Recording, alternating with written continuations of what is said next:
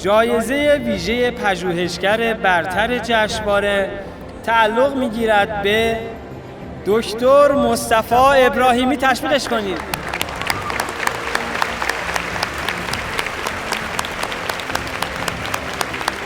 خب مادر آقای دکتر ابراهیمی در جشنواره حضور دارند. خواهش می‌کنیم که برای اهدای جایزه برتر این جشنواره تشریف بیارن بالای سن.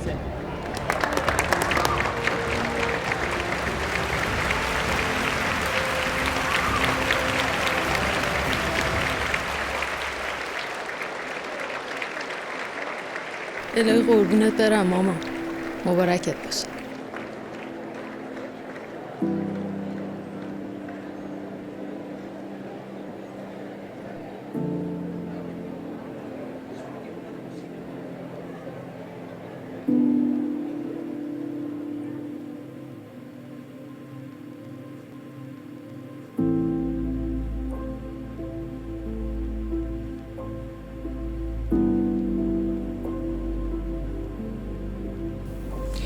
خانم بچه‌ت سخت شد. اگه حالت تهوع، سرگیجه یا مشکلی داری میتونی بهم بگی.